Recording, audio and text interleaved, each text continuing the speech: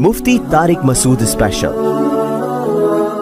اسلام کا ایک بہت بڑا حکم ہے کہ لا تأکلوا مما لم یذکر اسم اللہ علیہ، جس جانور پر اللہ کا نام نہ لیا جائے وہ جانور نہیں کھایا جا سکتا۔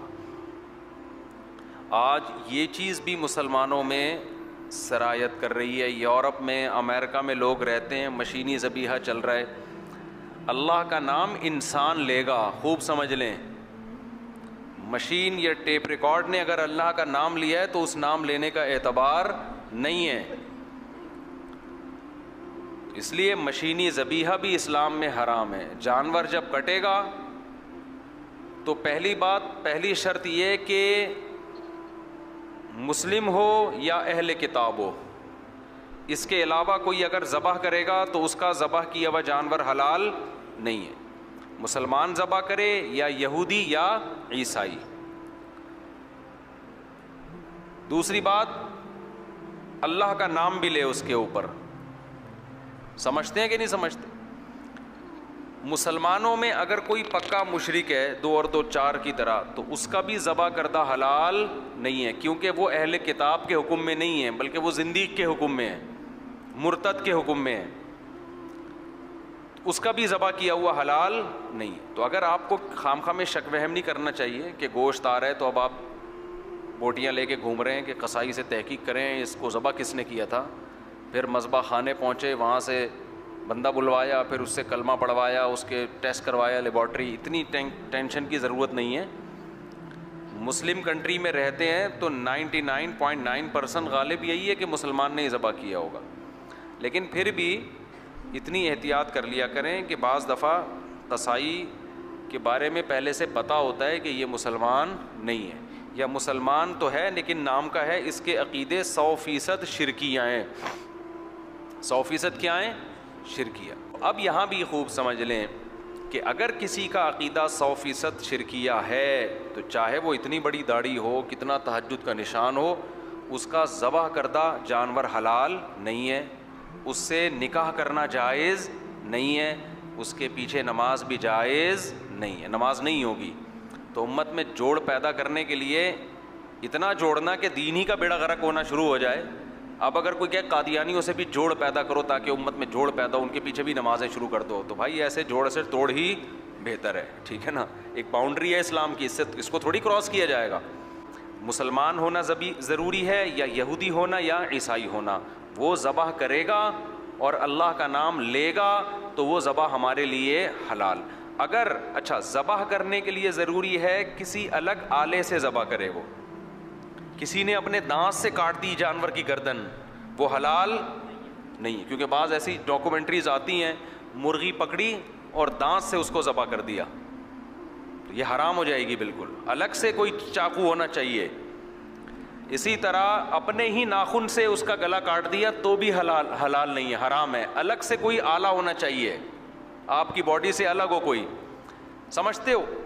کیونکہ پچھلے صورت میں اللہ نے بیان کیا والمنخنقۃ والموقوذۃ والمتردیۃ والنطیحۃ، 4 قسم کے جانور اللہ نے حرام قرار دیے ہیں، جو گلا گھونٹ کے مارے جائیں، جو جانور دوسرے جانور کو سینگ مارے اور یہ جانور مر جائے، یہ بھی آپ کے لیے کیا ہے؟ حرام ہے، چاہے سارا خون بہہ جائے اس کا۔ والمتردیۃ، جو بلندی سے گر کے مر جائے، والنطیحۃ، جس کو دوسرے نے سینگ مارا، والموقوذۃ، جس کو پتھر سے مارا جائے۔ اس سے پتہ چلتا ہے کہ خوب زور سے آپ نے بسم اللہ اللہ اکبر پڑھ کے جانور کو زور سے پتھر مارا اور جانور مر گیا، وہ جانور اللہ کا نام لینے کے باوجود بھی حلال نہیں ہے۔ اب اس سے خوب سمجھ لیں گولی کا شکار حلال ہے یا نہیں ہے، یہاں سے مسئلہ واضح ہوگا۔ دیکھو، گولی جب جانور کے جا کے لگتی ہے، تیر کا شکار حلال ہے، تیر کا۔ اگر آپ نے جانور پہ تیر مارا، ارطغرل کا ڈرامہ دیکھ کے بسم اللہ اللہ اکبر پڑھ کے آپ نے مارا تیر جا کے ہو گیا اس کے پیوست، شریعت کہتی ہے آپ فوراً جانور کی طرف بھاگو اور جا کے اس کو ذبح کرو، لیکن آپ بھاگے اور ذبح کرنے سے پہلے ہی اس کا انا للہ ہو گیا تو بھی جانور کیا ہے؟ حلال ہے۔ آپ کو چونکہ ذبح کا موقع نہیں ملا. لیکن یہ حلال ہے تیر کا, کیونکہ تیر میں دھار ہوتی ہے.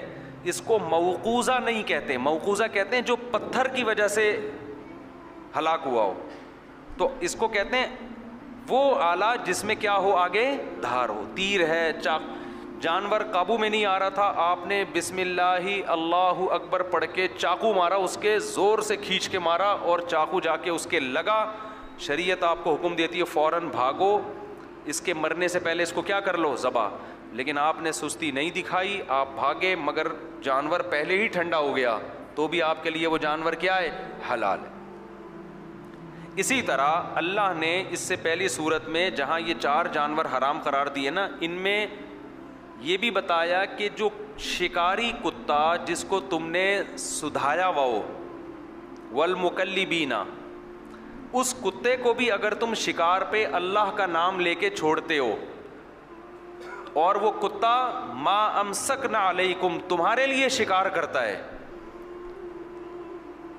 کتا آپ نے چھوڑا, بسم اللہ اللہ اکبر پڑھ کے ہرن پہ چھوڑ دیا آپ نے, کتا تگڑ تگڑ تگڑ تگڑ بھاگ رہا ہے, ہرن کو پکڑا گرایا. شریعت آپ کو حکم دیتی ہے آپ بھی کتے کے پیچھے پیچھے بھاگیں, ٹھیک ہے نا. اسپیڈ یقیناً آپ کی کم ہوگی, اگر آپ کی بھی اسپیڈ ہوتی تو پھر کتا پیچھے ہوتا, آپ آگے ہوتے. تو ظاہر ہے کتے کی اسپیڈ تیز ہے, تبھی تو آپ نے کتا رکھا ہوا ہے. کتا اسپیڈ سے بھاگا اور اس نے ہرن کو دبوچ لیا. دبوچنے کے بعد وہ کتا اس ہرن کو پکڑ کے آپ کی خدمت میں پیش کر رہا ہے. شریعت حکم دیتی ہے جلد سے جلد جا کے اس کو کیا کر دو, ذبح.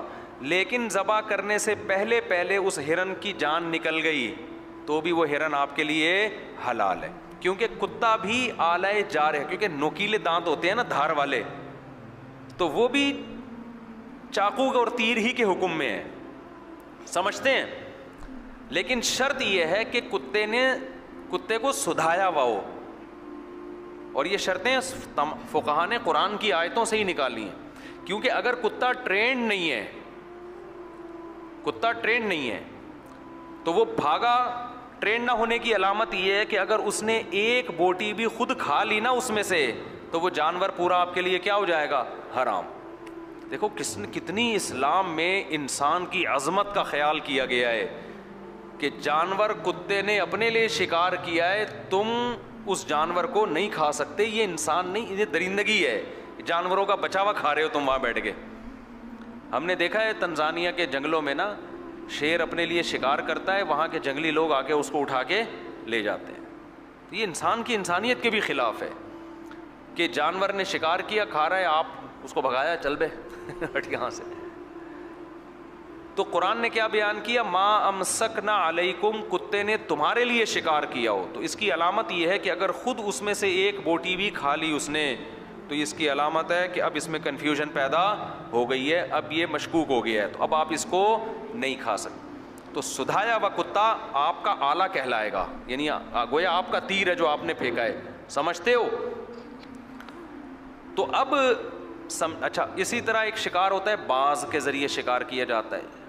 جو شکاری پرندے ہوتے ہیں, باز کو اگر آپ نے کسی جانور پہ چھوڑا بسم اللہ اللہ اکبر کہہ کے, کسی بھی پرندے پہ چھوڑ دیا, حلال پرندے پہ, باز اس کو پکڑ کے لے آیا آپ کے لیے, تو ذبح کرنے کا موقع اگر آپ کو نہیں ملا تو وہ بھی آپ کے لیے کیا ہے, حلال ہے. کیونکہ اس کی جو چونچ ہے نا وہ بھی چھری کی طرح ہوتی ہے, بلیڈ کا کام کرتی ہے, سمجھتے ہیں. لیکن فقہاء نے بیان کی ہے باز اگر اس میں سے خود بھی کھا لے گا تو بھی آپ کے لیے حلال ہوگا.